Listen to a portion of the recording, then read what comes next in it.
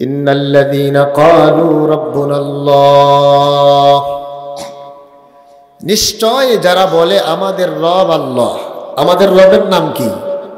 জোরে বলেন, নাম কি? আল্লাহ। সুম্মাস্তাকামু, এরপরে এটার উপরে অটল থাকে। কি থাকে? অটল থাকে, অবিচল থাকে।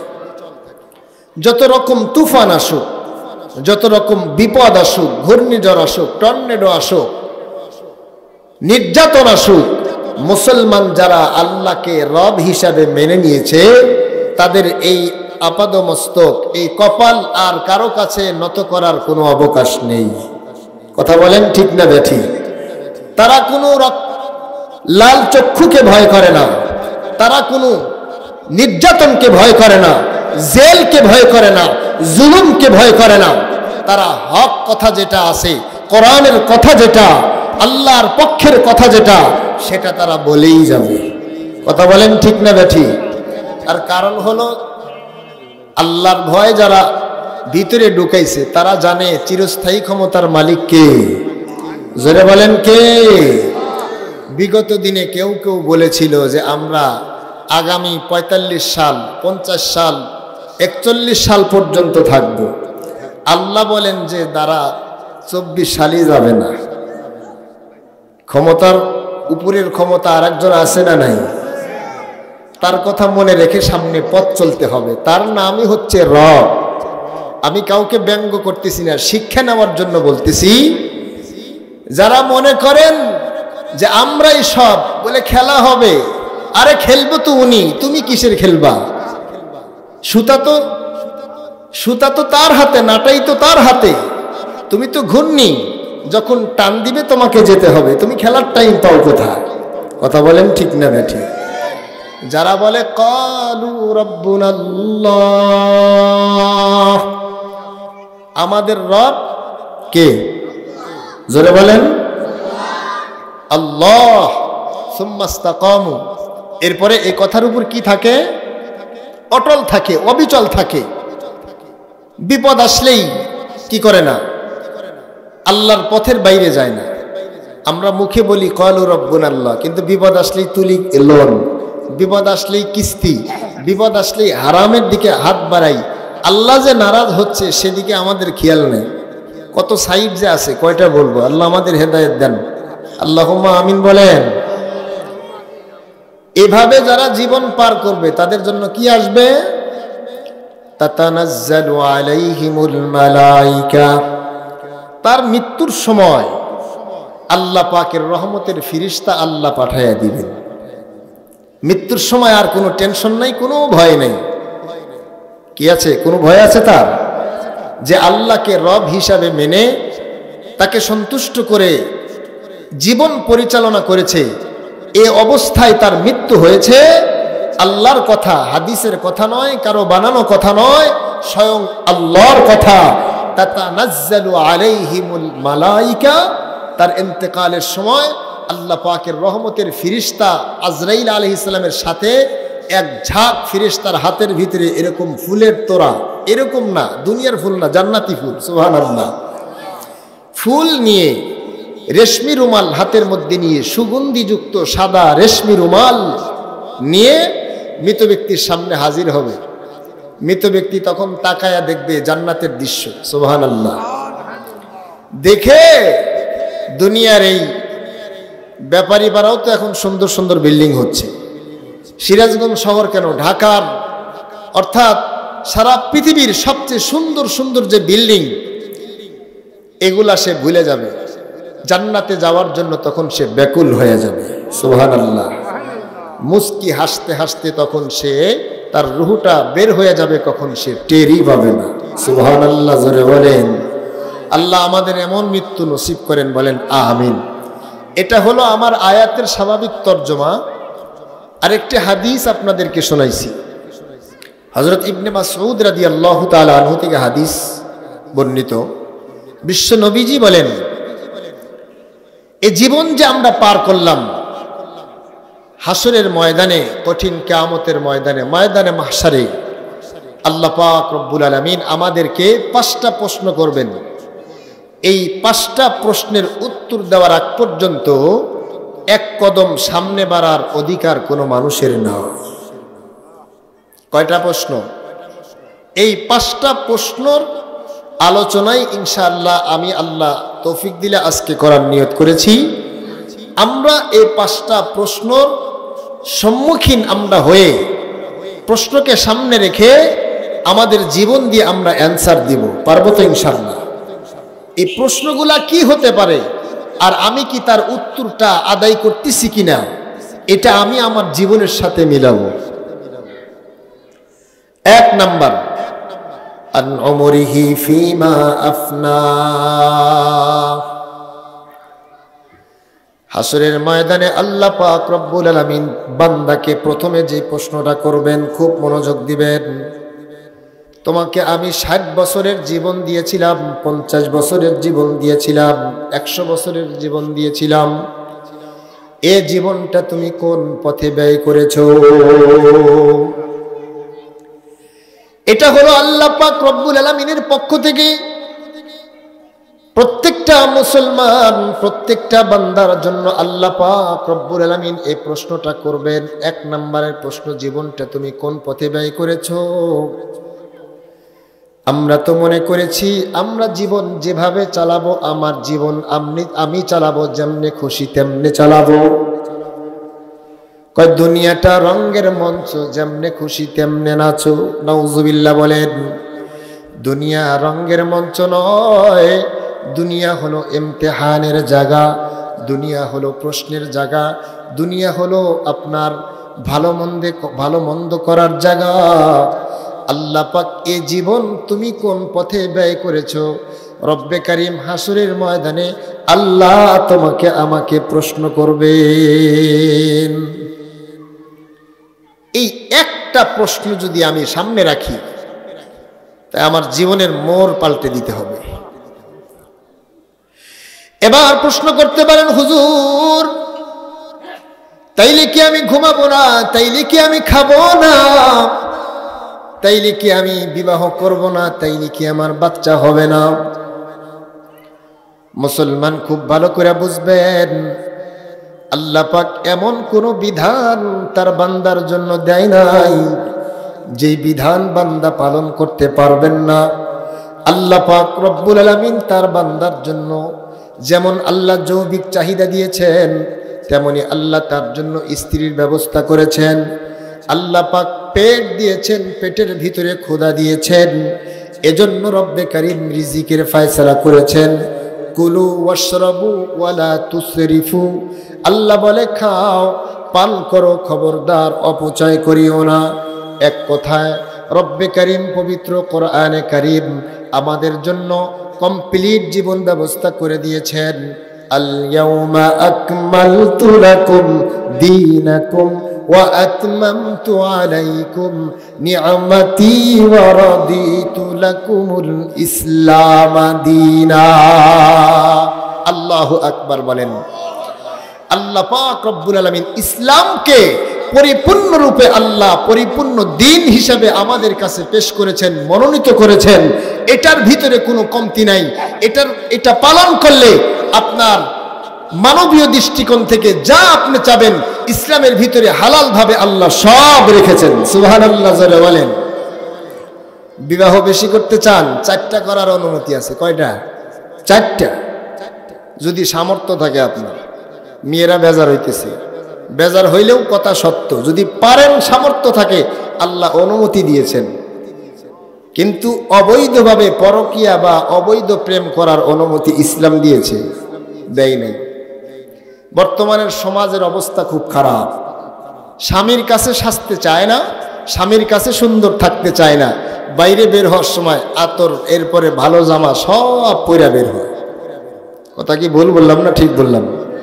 আপনারা আপন মানুষ, এগুলা কথা না বললে মা বোন জানবে না তো। আম্মাজান হযরতে আয়েশাকে প্রশ্ন করলেন, ভূমিকম্প কেন হয়? ভূমিকম্প হয় না? ওগো আম্মাজান হযরতে আয়েশা বলেন, 3টা গুনাহ যখন 3টা অপরাধ যখন মানুষ বেশি করে তখন ভূমিকম্প সম্ভাবনা বেশি, আল্লাহর আযাব এসে যায়। এক নাম্বার হলো মহিলারা যখন বাইরে বের হওয়ার সময় সুগন্ধি ব্যবহার করে শুধুমাত্র পরপুরুষকে সুখার জন্য, পরপুরুষের নাকের ভিতরে নিজের শরীরের ঘ্রাণ শোনানো সুখার জন্য যখন কোনো নারী বাইরে বের হওয়ার সময় সুগন্ধি ব্যবহার করবে, যখন মনে করবেন তখন আল্লাহ পাক রব্বুল আলামিন ভূমিকম্প দিয়ে দিবেন। এটা কি এখন শুরু হয়েছে? ভিতরে থাকে নোংরা, বাইরে বাইরের সময় আতর সুগন্ধি সেন যা আছে সব। আম্মা জান হযরতে আয়েশা বলেন 2 নাম্বার মহিলারা যখন বলা যাচ্ছে আপনারা আপনাদের দোকান গুছিয়ে নেন, আপনারা আপনাদের দোকান গুছিয়ে নেন। আর স্বেচ্ছাসেবক ভাইদের উদ্দেশ্যে বলা যাচ্ছে আপনারা সবাই দোকানপাটগুলো তুলে দেন, যে দোকানপাটগুলো তুলে দেন। আলহামদুলিল্লাহ, আসলে এশারের পরে সব দোকান বন্ধ করে দেওয়া উচিত। কিছুদিন আগে এক জায়গায় মাহফিলে গেছি, কালেকশন করতেছি, ওই মেলার থেকে মেলাগুলা টাকা পাঠাইছে। চিন্তা করলাম যে আবার ঘুষ টুসি দেয় কিনা। তা আসলে মেলাদের দান করেন ঠিক আছে, কিন্তু 10টার আগে আমি মনে করি এশার পরেই মেলাগুলার একটু একটু সিস্টেম করা দরকার, সেখানে যাতে ভিড় না হয়। অনেক মা বোন যায়, অনেক দুর্ঘটনা ঘটার সম্ভাবনা আছে। কি বলেন? ওয়াজ মাহফিল তো সবের জায়গা, এখানে ভলান্টিয়ার ভাইদের দৃষ্টি আকর্ষণ করছি, আপনারা রাস্তাঘাটে যারা ঘুরতেছে এলোমেলো এখানে পাঠাইয়া দেন। রাস্তায় এ পরিমাণ মানুষ, এখানে যদি সবাই আসে আমার মনে হয় এই জায়গায় আটবে না। কি কথা ঠিক না? তাইলে আম্মাজান হযরতে আয়েশা কি বললেন? 2 নম্বরে মহিলারা যখন কার জন্য সাজবে? পরপুরুষের জন্য যখন সাজবে তখন আল্লাহর আযাব অপেক্ষা করো। সেই যুগ কি আসছে? আইছে তো মনে হয়। আল্লাহ আমাদের সবাইকে বুঝ দান করেন, বলেন আমিন। 3 নাম্বার, যখন গায়িকা বেড়ে যাবে, বাদ্যযন্ত্র দিয়ে মানুষ মহিলারা নর্তকী বেড়ে যাবে, গান বাজনা করবে, তখন আল্লাহ পাক রব্বুল আলামিন ভূমিকম্প দিবেন ঘন ঘন। ভূমিকম্প 2 কারণে হয়, কিতাবের ভিতরে লিখেছেন। একটা হচ্ছে সৃষ্টিগতভাবে আল্লাহ পাক যখন জমিন সৃষ্টি করলেন, জমিনটা উত্তপ্ত ছিল, গরম ছিল, তো উপরের ভাগটা ঠান্ডা হয়ে গেছে, কিন্তু ভিতরে তো আর ঠান্ডা হয় নাই। সেখান থেকে মাঝে মাঝে ওই বাষ্প হয়ে ভূমিকম্প হয়, এটা সৃষ্টিগতভাবে। আর একটা হলো যেখানে পাপাচার হয়, অন্যায় হয়, জুলুম হয়, আল্লাহ নাফরমানি হয়, সেখানে আল্লাহ পাক রব্বুল আলামিন হুকুম করেন জমিন তুমি কম্পিত হও। আল্লাহর হুকুমে সেখানে জমিন কি হয়? ভূমিকম্প হয়। মুসলমান ভাইরা আমার, আল্লাহ পাক রব্বুল আলামিন 1 নাম্বার প্রশ্ন করবেন হাসরের ময়দানে, আন উমরিহি ফিমা আফনা। বান্দা তুমি তোমার হায়াতে জিন্দেগিটা কোন পথে ব্যয় করেছো? এই একটা হাদিসের এই একটা অংশ নিয়ে আমি যদি আলোচনা করতে যাই লম্বা সময় লাগবে, এরপরেও ব্যাখ্যা শেষ হবে না। যেহেতু আমাদের জন্য কয় ওয়াক্ত নামাজ ফরজ করেছেন, জোরে বলেন। আমাদের যাত্রাবাড়ির হযরত আল্লামা আহমদ ঈসা সাহেব দামাত বারাকাতুহুম, উনাকে সানি ইমাম সাহেব বলে। জবরদস্ত মুসাল্লাম একজন বুজুর্গ। কিছুদিন আগে হুজুরের এক বয়ানে হুজুর বলেন 24টা ঘন্টা, রাত দিন মিলে 24 ঘন্টা আল্লাহ পাক রব্বুল আলামিন বরাদ্দ করেছেন। রাত দিনের এই 24 ঘন্টা 5 ওয়াক্ত নামাজ পড়তে বেশি সময় লাগে না, সময় লাগে মাত্র আপনার 1.5 থেকে 2 ঘন্টা। কয় ঘন্টা? 1.5 থেকে 2 ঘন্টা। এই 1.5 থেকে 2 ঘন্টা যদি আমি আল্লাহর জন্য দেই, হাজিরা দেই কার জন্য? জোরে বলেন, আল্লাহর জন্য। বাকি 22 ঘন্টা, বাকি 23.5 ঘন্টা কিন্তু আমার থেকে যায় জীবিকা উপার্জন করার জন্য, দুনিয়া কামাই করার জন্য। কথা বলেন ঠিক না বেঠিক? আল্লাহর ওলি বলেন, বিভিন্ন মুফাসসিরগণ লিখেছেন, কোন বান্দা দুনিয়ার যেমন হাজিরার সময় ঠিকমতো হাজিরা দিলে, বাকি সময় ডিউটি করলেন কিন্তু আপনি হাজিরা দিলেন না, তাইলে যেমন আপনার দিনটাই অ্যাবসেন্ট হয়ে যায়। অফিসে ছিলেন বটে কিন্তু হাজিরা দেন নাই, এজন্য যেমন আপনার দিনটা অ্যাবসেন্ট ধরা হয়। আল্লাহর কোনো বান্দা যখন নামাজ না পড়ে অন্য অন্য আমল করবে, ভালো কাজ করবে, এরপরে অনেক কিছুই করবেন, নামাজ হচ্ছে একটা মৌলিক আমল। নামাজ যখন কেউ ছেড়ে দেয় তখন গোটা 24 ঘন্টায় কেমন যেন আল্লাহর নাফরমানির মধ্যে পড়ে যায়। কেউ যখন 5 ওয়াক্ত নামাজ পড়েন মাত্র 1.5 থেকে 2 ঘন্টা আল্লাহ পাক রব্বুল আলামিনের জন্য বাজেট করে দেন। রব্বুল আলামিন 24টা ঘন্টায় তার আমল নামার মধ্যে আল্লাহ আবেদের খাতায় নাম লিখিয়ে দেয়।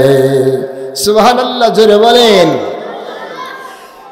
মুসলমান, এটার বাস্তব রূপ আপনারা শুনেছেন একটা হাদিস। এশার নামাজ যদি কেউ জামাতে আদায় করেন, ফজরের নামাজ যদি কেউ আদায় করেন, আল্লাহ পাক রব্বুল আলামিন সারা রাত তার আমল নামায় নফল নামাজের সওয়াব লিখিয়ে দেন। সুবহানাল্লাহ বলেন।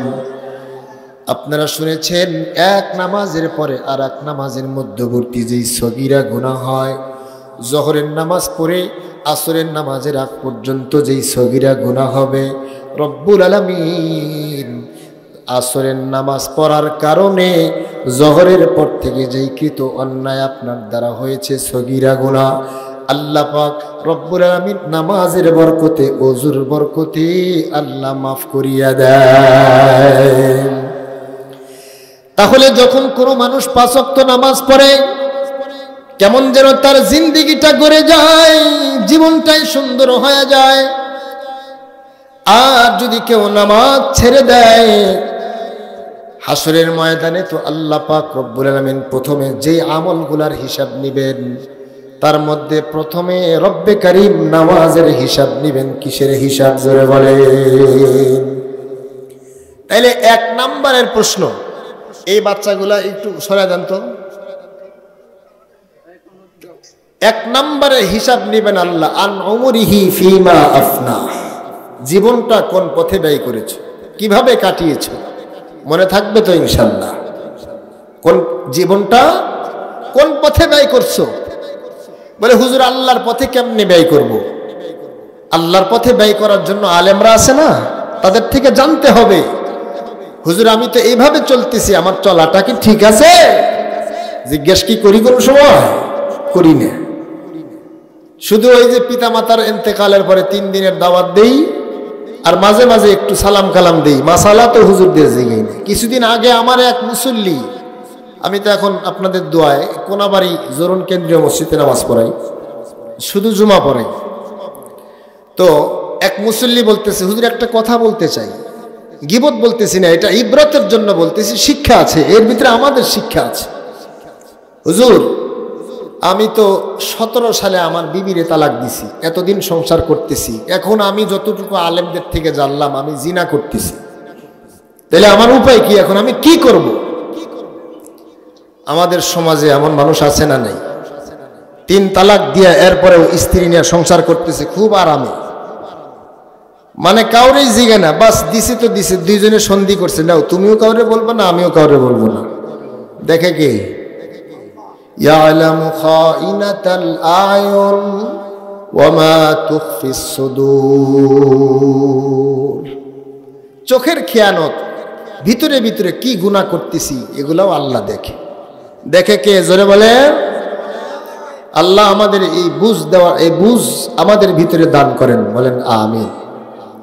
আমি বললাম ভাই আমি তো একটা ছোট মুফতি, আপনি বড় বড় মুফতিদের থেকে যাইনা নিয়েন, এটা আর আপনার জন্য হালাল হচ্ছে না, আপনি জিনার গুনাহ করতেছেন, তাইলে আপনার এই 12 হারাইতেছেন, ওই কুলো হারাইতেছেন। বলে হুজুর এটাই কি আসল কথা? বলে হ্যাঁ এটাই আসল কথা। কেউ যদি 500 টাকা 1000 টাকা নিয়ে মাসালা ঘুরায়, 3 তালাক দেওয়ার পরে আপনার এটার আর সুযোগ নেই, এটা অনেক প্যাচ আছে। 3 মাস 10 দিন পরে এরপরে হিলা বিমা করতে হবে, এরপরে আর বহুত ঝামেলা। এবার বলে হুজুর আসলে তো ঠিক আছে, সত্য কথা বলার জন্য আপনাকে ধন্যবাদ। তা আমাদের সমাজে এমন অনেক মানুষ আছে না নাই? ওনার তো আল্লাহর বুঝ আসছে, এই জন্য উনি এটা প্রশ্ন করছে। অনেক মানুষ আছে নামাজ নাই, হালাল নাই, হারাম নাই, পর্দা নাই, তারা এরকম সংসার করতেছে। আল্লাহ সবাইরে আল্লাহর ভয় ভিতরে ঢুকাইয়া দেন, বলেন আমিন। ভাই আওয়াজ করেন না। আর একটা কথা মনে পড়ল, দারুল উলুম দেওবন্দ মাদ্রাসা, আপনারা নাম শুনছেন? এই মাদ্রাসার অফিসে বসে আছেন কাসেম নানতুবি রহমতুল্লাহ আলাইহি। ওনারা কিন্তু ছোট ছোট কোনো বুজুর্গ ছিলেন না, জবরদস্ত জামানার একজন বড় বুজুর্গ, আবেদ আল্লাহর ওলি ছিলেন ওনারা। হুজুর অফিসে বসে আছেন, প্যান্ট শার্ট টাই পরা এক আল্লাহর বান্দা ঢুকছেন অফিসের ভিতরে, বুঝতেছেন? ঢুকে হুজুরকে জিজ্ঞেস করছে, হুজুর আমি একটু কথা বলতে চাই হুজুর আপনার কাছে। বলে কি? বলে হুজুর আমি একজন অফিসার, ইন্স্যুরেন্সের অফিসার। তখন তো এই ইন্স্যুরেন্স গুলার অফিসার পাওয়া যেত খুব কম। ম্যানেজার পোস্টের জন্য আলাদা লেখাপড়া করার জন্য আপনার সেই কানাডায় যেতে হতো। কানাডার থেকে লেখাপড়া করে উনি আসছেন। এই ম্যানেজার পোস্টে যে পরিমাণে বেতন সে পাবে, অন্য কোনো পোস্টে এ পরিমাণে বেতন নেই। পুরা দেশের ভিতরে এই পোস্টের লোক পাওয়া খুব মুশকিল। হুজুরকে জিজ্ঞেস করলেন, হুজুর আমাকে একজন বলেছেন যে এই ব্যাংকের এই চাকরিটা নাকি সুদের সাথে সম্পৃক্ত হওয়ার কারণে এখানে নাকি ঝামেলা আছে। হুজুর আসলে কি কথা ঠিক? হুজুর তখন একটু ঘুরায় বলতেছেন, আচ্ছা আপনার কি অন্য কোনো ইনকাম সোর্স আছে? বলে হুজুর আর কোনো ইনকাম সোর্স নাই, কিন্তু আপনি যেটা মাসালা সেটাই আমাকে দেন। হুজুর তখন বললেন যে অন্য কোনো ইনকাম সোর্স যদি আপনার থাকে তাইলে আপনি এটা এখনই বাদ দেন, যদি না থাকে তাইলে এটা করতে থাকেন, আর আপনি জরুরি ভিত্তিতে একটা অন্য চাকরির ব্যবস্থা করেন। এবার আল্লাহর বান্দা ডাক দেয়া বলে, হুজুর আমার সংসার কিভাবে চলবে আর কিভাবে না চলবে সে চিন্তা আপনার করা লাগবে না। হুজুর মাসালা যেটা সেটাই আমাকে জানায়া দেন। হুজুর এবার বললেন, শোনেন সত্যি কথা বলতে যেখানে সুদের লেনদেন আছে, যেখানে সুদের কারবার আছে, ওখানে আপনি ম্যানেজার পোস্ট হিসাবে আছেন, আপনার কলমের খোসায় ওখানে ওই পোস্টটা ওই ডিপার্টমেন্টটা পরিচালিত হয়, অর্থাৎ সেখানে আপনি একজন সহযোগী হিসাবে আছেন। আর আল্লাহ পাকের বিধান হলো সুদদাতা, সুদ লেনেওয়ালা এবং সুদের সহযোগী যারা আছে সকলেই হারামের ভিতরে লিপ্ত। স্পষ্ট মাসালা হলো আপনি এখন হারামের ভিতরে আছেন। প্যান্ট পরা টাই পরা একজন যুবক, ভিতরে আল্লাহর ভয় এসে গেছে। যুবক ডাকদা বলে, হুজুর আমি আর একদিনও চাকরি করব না, এক মুহূর্ত করব না। যেই চাকরির ভিতরে আমার আল্লাহ নারাজ, যেই চাকরি করলে আমার ভিতরে হারাম ঢুকবে, আমার পরিবারের ভিতরে হারাম ঢুকবে, আমি অন্য চাকরি পাবো কি না পাবো সেজন্য আমি আর অপেক্ষা করতে চাই না। হুজুর এই মুহূর্তে আমি চাকরিটাকে আমি বাদ দিয়া দিলাম। সুবহানাল্লাহ, জোরে বলেন। এজন্য মুসলমান কার ভিতরে আল্লাহর ভয় আছে আর কার ভিতরে নাই বলা যায় না। পোশাক দেখেই মানুষ চেনা যায় না, কথা বলেন ঠিক না বা ঠিক? এজন্য ভিতরটাকে আমাদের পরিষ্কার করা লাগবে। আল্লাহ পাক রব্বুল আলামিন শুধু তোমার বাহ্যিক দৃষ্টি দেখবে তাই নয়, আল্লাহ পাক আগে তোমার ভিতরটা দেখবেন।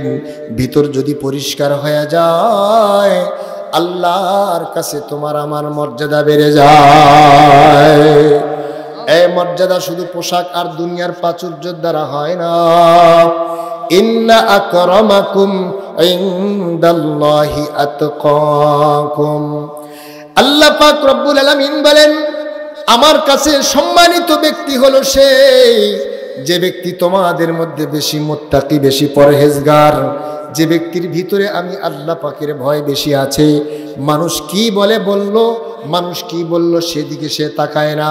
মেয়ের বিবাহর দিন ডেস্ক বাজায় নাই, পরিবারের মানুষদেরকে বেপরদায় চালায় না, সমাজ তাদেরকে আনসোশাল বলে এদিকে সে তাকায় না। সমাজের মানুষ কি বলে বলতেছে সেদিকে তার কোনো লক্ষ্য নাই।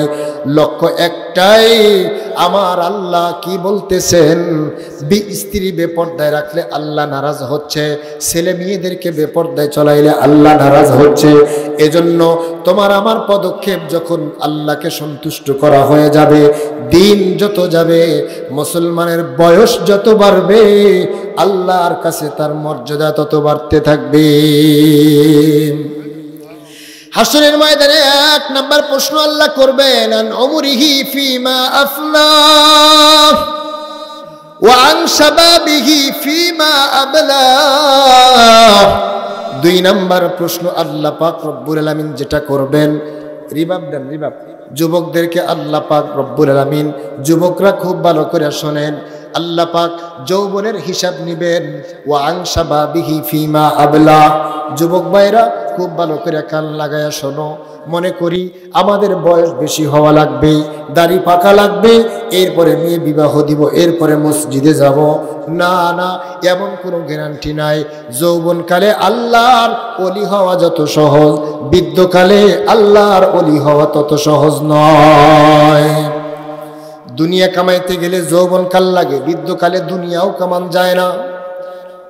দুনিয়ায় কিছু করতে হলে যৌবনকাল লাগে, বৃদ্ধকালে কিছু করা সম্ভব হয় না। ঠিক আখিরাতের কাজ করার জন্য যৌবনটাকে যারা কাজে লাগাবে, হাসরের ময়দানে আল্লাহ এটার হিসাব নিবেন। বিশেষ করে 20 বছর থেকে 40 বছর পর্যন্ত যৌবনকাল বলা হয়। ওয়া আন শাবাবিহি ফিমা আবলা। আল্লাহ পাক রব্বুল আলামিন যারা তোমাকে আমাকে যেই যৌবন দান করেছেন, যৌবনের হিসাব নিবে। বান্দা, এই যৌবনকালটা তুমি কিভাবে ব্যয় করেছো? যৌবনকালে কি নামাজ পড়ছো, না মসজিদের সামনে দিয়ে গেছো নামাজ ছেড়ে দিয়েছো, নাকি নামাজ পড়ছো? এই হিসাব আল্লাহ নিবে কি নিবে না? মনে রাখবেন, কোন যুবক যদি নামাজি হয়, ওই যুবকের জন্য আর তার পিতামাতার কোনো টেনশন হয় না। ঠিক না বা ঠিক বলেন? নামাজ যখন কেউ পড়ে, নামাজি যখন কোনো যুবক হয়ে যায়, যখন কোনো যুবক নামাজি হয়ে যায়, তখন তার পিতা মাতার অন্তরটা এমনি প্রশান্তি লাভ করে। কথা বলেন ঠিক না বেঠিক? ওই ছেলেকে নিয়ে আর দুশ্চিন্তা করতে হয় না, মদের আড্ডায় গেল নাকি কোথায় যায় কোনো ভেজালে পড়ল। এজন্য যুবক ভাইদেরকে বলবো, পায়ে হাত দিয়ে বলবো, আজকের থেকে নামাজ আর ছাড়বেন না। নামাজের বিষয় আমার আলোচনা না, কিন্তু যৌবনকালের হিসাব তো আল্লাহ নিবেন হাসরের ময়দানে। হাসরের ময়দানে 2 নাম্বার প্রশ্ন আল্লাহ পাক যেটা করবেন, ওয়ান শাবাবিহি ফিমা আবলা। যৌবনকালটা কিভাবে তুমি খরচ করেছো, কিভাবে কাটিয়েছো? যৌবনকালটা যদি আমি আর আপনি আল্লাহর পথে ব্যয় করি, তাইলে আমার জন্য প্রশ্নের উত্তর সহজ হয়ে যাবে। আর একটা কথা মনে পড়ে গেছে, বলে দেই, হাদিসের মধ্যে আসছে, হাসরের ময়দানে আল্লাহ পাক রব্বুল আলামিন 7 শ্রেণীর মানুষকে আল্লাহর আরশের নিচে জায়গা করে দিবেন। বন্ধুরা আমার, 7 শ্রেণীর মানুষদের মধ্যে ওই মানুষগুলাকে আল্লাহ পাক রব্বুল আলামিন আল্লাহর আরশের নিচে জায়গা করবেন, যারা যৌবনকালে আল্লাহর ইবাদত করে কাটাবে। আল্লাহ পাক রব্বুল আলামিন তাদেরকে আল্লাহর আরশের নিচে জায়গা করে দিবেন। সুবহানাল্লাহ, জোরে বলেন। এটা হলো 2 নাম্বার। 3 নম্বরে আল্লাহ পাক রব্বুল আলামিন প্রশ্ন করবেন, ওয়া মালিহি মিন আইনা ইকতাসাবাহু ওয়া ফিমা আনফাকা। বান্দা, আমরা মনে করি নামাজও পড়বো, আবার আমরা হারাম পথেও কামাই করব, আসি না নাই? নামাজও পড়বো, এরপরে আবার যেমনে মন চায় এমনি মাল কামাবো, টাকা কামাবো। আল্লাহ পাক রব্বুল আলামিন হাসরের ময়দানে প্রশ্ন করবেন, হায়াতে জিন্দেগিতে 60 বছরের জীবনে তুমি কিভাবে ইনকাম করেছো? ইনকাম সোর্স কি ছিল? বলে, বেতন আছে 50,000, 1 লাখ টাকা আছে উপরি কামাই। 1 লাখ টাকা উপরি কামাই, এটা কি হালাল না হারাম? চিন্তা আছে, খবর আছে? আল্লাহ পাক রব্বুল আলামিন হাসরের ময়দানে জিজ্ঞাসা করবেন, বান্দা, ওয়া মালিহি মিন আইনা ইকতাসাবাহু, তুমি যে ইনকাম করেছো, কামাই করেছো, এটা সোর্সটা কি ছিল? হালাল পন্থায় ছিল না হারাম পন্থায় ছিল? ব্যবসা করছো না টাকার ব্যবসা করছো? একটা হলো কষ্ট করে ব্যবসা করা, এই যে আমার ব্যাপারী পাড়ার ভাইরা যে কষ্ট করে মাছ নিয়ে সকালবেলা একেবারে দেখছি ফজরের আগেই চলে যায়, কষ্ট করে ইনকাম করছো। আর কিছু মানুষ দেখবেন নাকে তেল দিয়া লুঙ্গির কোনা উঁচা কইরা এলাকা দিয়া ঘুরে, আর জায়গায় জায়গায় যায় টাকা যাবে, টাকা যা বোঝেন নাই, ভাষাও খারাপ করে। ওইটা করছো না ব্যবসা করছো? কোনটা করছো? হালাল করছো না হারাম করছো? এই হিসাব না দেওয়া পর্যন্ত এক কদম সামনে বাড়ার অধিকার নাই। মুসলমান, শুধু নামাজ পড়ান না আমি আমার পূর্ণাঙ্গ মুসলমানিত্ব নয়, শুধুমাত্র ইসলামের কিছু কাজ করার নাম আমার কিন্তু পূর্ণাঙ্গ মুসলমানিত্ব নয়। আল্লাহ পাক রব্বুল আলামিন জিজ্ঞাসা করবেন, বান্দা তোমার ইনকাম সোর্সটা কি ছিল? এবার আসেন, হুজুর ইনকাম সোর্স তো আমার হালাল ছিল, ব্যবসা করেছি আমি, এরপরে হারাম পথে আমি ব্যয় ইনকাম করি নাই, লোন নেই নাই, এরপরে আমি কোনো রকম হারাম দিক থেকে আমার উপার্জন করার চেষ্টা করি নাই। আল্লাহ পাক এরপরের চ্যাপ্টার আল্লাহ পাক জিজ্ঞাসা করবেন, ওয়াফিমা আনফাকা, মাল ইনকাম করার সোর্স যদি হালাল থাকে, এবার আল্লাহ পাক রব্বুল আলামিন প্রশ্ন করবেন, তোমার মালটা খরচ করার সোর্সটা কেমন ছিল, জায়গাটা কেমন ছিল, জায়গাটা কি হালাল ছিল না হারাম ছিল? এটা আবার কেমন কথা বললেন হুজুর? এটা তো বুঝলাম না। ইনকাম করেছেন হালাল পথে, ব্যয় করার পন্থাও কিন্তু হালাল হারাম আছে না নাই? আজকে হচ্ছে আপনার বছরের 24 সালের শেষ দিন, মনে আছে আপনাদের? 31st নাইট, রাত 12টার পরে দেখবেন আতশবাজি আর ফটকা, কি অবস্থা হয়। আমি তো ঢাকায় ছিলাম, ঢাকার অবস্থা তো খুব খারাপ। এক বছর আমার মানে খেয়াল নাই যে আজকে 31st নাইট, প্রায় ঘুমায়া পড়ছি। বিকট আওয়াজ, বাসার জানালা দিয়ে তাকায় দেখি পুরা ঢাকার পুরান ঢাকা দেখালে এরকম জ্বলতেছে খালি। বিষয়টা বুঝলেন? পরে আমার ওয়াইফকে বললাম আজকে 31st নাইট, সেও তো গ্রামেরই মানুষ, অত খেয়াল নাই। বিষয়টা বুঝলেন? কিন্তু আমার দেশের অনেক মা বোন আছে যাদের ঘুম হয় না 12টার পরে, এরপরে তাদের আনন্দ রঙ্গমঞ্চ তৈরি হয়। কথা বলেন ঠিক না ঠিক? মুসলমান, টাকা ব্যয় করার হিসাব আল্লাহর কাছে দেওয়া লাগবে। এমনও মুসলমান আছে সোনারগাঁ হোটেল, বিভিন্ন বড় বড় রিসোর্ট হোটেলে যায় আজকের রাত কাটানোর জন্য, উন্মাদনা করার জন্য, মদ পান করার জন্য, নারীবাজি করার জন্য হাজার হাজার টাকা তারা সেখানে ব্যয় করবে। এই বাংলাদেশের মুসলমান, বাহিরের কথা আমি বললাম না। আপনারা বলুন, টাকা ইনকামের সোর্স হালাল হলেও আজকের যারা এই পথে ব্যয় করছে, এই হিসাব আল্লাহর কাছে দেওয়া লাগবে কি লাগবে না? খবর আছে, ফটকা কিনবেন, হিসাব আল্লাহর কাছে দেওয়া লাগবে। আতশবাজি করবেন, হিসাব দেওয়া লাগবে কার কাছে? হোটেলে যায় রাত কাটাবেন, হিসাব দিতে হবে কার কাছে? আল্লাহর কাছে। এই টাকার হিসাব আছে, মনে করতেছি আমি কামাই করছি কষ্ট করে, হিসাব আমি দিব। এজন্য মুসলমান ভাইরা খুব ভালো করে বুঝবেন, 31st নাইট কোনো মুসলমানের উদযাপন নয়। এটা হচ্ছে একটা বিজাতীয় সংস্কৃতি, ইহুদি সংস্কৃতি, খ্রিস্টান সংস্কৃতি, মুসলমানদের নয়। আমরা মুসলমান, আমরা ইংরেজি নববর্ষ এবং ইংরেজি মাস হিসাব এজন্য রাখি যেহেতু আমাদের চাকরি বাকরি, ব্যাংক ব্যালেন্স এগুলোর হিসাব রাখা লাগে। বেতন, এরপরে লেনদেন সবকিছু ইংরেজি মাস হিসাবে অনুযায়ী হয়, এজন্য আমাদের হিসাব রাখা প্রয়োজন বটে। কিন্তু ফরজ, ওয়াজিব এবং মুস্তাহাব কোনো আমল নয়। অথচ মুসলমানদের আরবি মাসের হিসাব রাখা ফরজে কিফায়া। মুসলমান সেদিকে খবর নাই, কোন দিকে মুহররমের পহেলা মুহররম আসে সেটা আমাদের খবর নাই। কিন্তু আমাবস্যা কোন দিক দিয়া যায়? আমাদের দেশে বাজারে দেখবেন আমাবস্যার দিন পাঠার মাথা পাওয়া যায়। পাঠার মাথা পাওয়া যায় না? এই মাথা যদি ওই আপনার মূর্তির নামে বলি দেয়, ওই মাথা যদি সস্তা পান খাইবেন? মাথা কার নামে দিছে? গায়রুল্লাহর নামে। আল্লাহর নাম ছাড়া যেগুলো জবাই করা হয় ওগুলো মুসলমানদের জন্য হালাল হতে পারে না। কিন্তু দামে কম পাই, আমদানি বেশি, মুসলমান কিনা কিনা খায়। কথা বলেন ঠিক নেবে ঠিক। এটা হলো 31st নাইট, সম্পূর্ণ একটা বিজাতীয় সংস্কৃতি। মুসলিমদের এটা কোনো কালচার হতে পারে না। বিশ্ব নবীজি বলেন, মান তাশাব্বাহা বিকওমিন ফাহুয়া মিনহুম, যার সাথে যার মুহাব্বত হবে তার সাথে তার হাসর হবে। আজকের রাত্রে যারা 12টার পরে আতশবাজি করবেন, মনে রাখবেন সম্পর্ক রাখলেন ইহুদিদের সাথে, খ্রিস্টানদের সাথে, হাসরের ময়দানে আল্লাহ পাক রব্বুল আলামিন যদি বলে তোর মিল ছিল ওদের সাথে, যা ওর সাথেই তোর হাসর হবে।